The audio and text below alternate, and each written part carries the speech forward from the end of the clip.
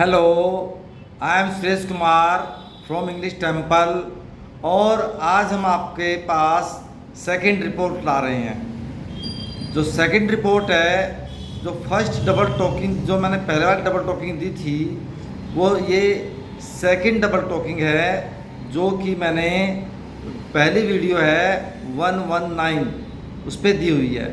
वहाँ से भी आप देख सकते हो और यहाँ भी मैं दिखाऊंगा आपको, और ताकि आप यहाँ भी देख सकते हो और वहाँ भी उसको हिंदी समेत देख सकते हो। ठीक है, और तो आज मैं उसकी रिपोर्ट करवा रहा हूँ, उसे आप ध्यान से सुनिए। ठीक है,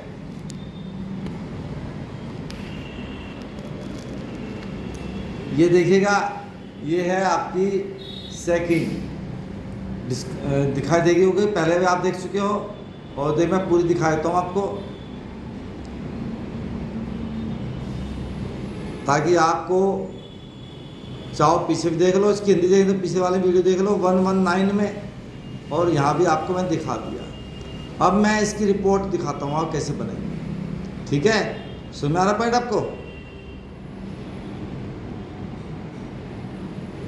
अब इसकी रिपोर्ट देखिएगा। रिपोर्ट ये है इसकी, रिपोर्ट सेकंड। ठीक है, अब मैं इसकी आपको हिंदी कराऊंगा। ठीक है, हिंदी करा देता हूं आपको मैं। अब सुने ध्यान से इसकी Hindi. This discussion is between a mother and a son. यह बातचीत एक माँ और एक बेटे के बीच है। ठीक है भाई, समझ में आ रहा पॉइंट आपको? वेयर, जहाँ, वेयर का मतलब कहाँ भी होता है, जहाँ भी होता है। तो यहाँ इसका मीनिंग क्या है? जहाँ। The son was sleeping very late. Past continuous tense, बेटा बहुत लेट सो रहा था, यानी बहुत देरी तक सो रहा था। ठीक है, समझ में आ गया? जबकि, वाइल, जबकि, या वाइल भी आ सकता है, वेयर एज भी आ सकता है। The son had risen up very much. जबकि सूर्य बहुत ज़्यादा निकल आया था। ठीक है ना, राइजन अप मैंने निकल आया था, पास्ट परफेक्ट टेंस हो गया। ये थर्ड फॉर्म आती है, राइज रोज राइजन, थर्ड फॉर्म आ गई। ठीक है, सो इसीलिए द मदर वाज ट्राइंग, माँ कोशिश कर रही थी, किस बात की? To get her son up, अपने बेटे को उठाने की। गेट अप मैंने होता है उठना, लेकिन अगर ऑब्जेक्ट बीच में आ जाए तो इसका मतलब उठाना हो जाएगा। तो मतलब गेट अप के बीच में मैंने ऑब्जेक्ट डाल दिया हर सन, यानी कि उठाना। अपने बेटे को उठाने की कोशिश कर रही थी। सुना आ गया पॉइंट आपको? सो दैट, ताकि, द सन कुड कंप्लीट, बेटा, ताकि बेटा अपना काम पूरा कर सके। The son could complete his work, ताकि बेटा अपना काम पूरा कर सके। विच, जो, उसने, he had decided to do early, जो उसने जल्दी करने का फैसला किया था, जो उसने जल्दी करने का फैसला किया था। बट, लेकिन, the son due to being Sunday, लेकिन बेटा संडे होने के कारण हैड बीन लेजी, आलसी हो गया था। होने की इंग्लिश बी होती है। अब देखिएगा, बी की थर्ड फॉर्म होगी बीन, बी वाज बीन, तो बी की थर्ड फॉर्म बीन, तो हैड के साथ बीन आ गया, क्योंकि हैड के साथ थर्ड फॉर्म आती है। यहाँ बीन भी आ सकता है, बिकम भी आ सकता है, और गोट भी आ सकता है। तीन वर्ड आ सकते हैं। ठीक है भाई, तो बेटा संडे होने के कारण आलसी हो गया था। बिकॉज, क्योंकि, he was in deep sleep, क्योंकि वह गहरी नींद में था, क्योंकि वह गहरी नींद में था। सो, इसीलिए, he wanted to sleep for some more time, इसलिए वह कुछ और समय सोना चाहता था।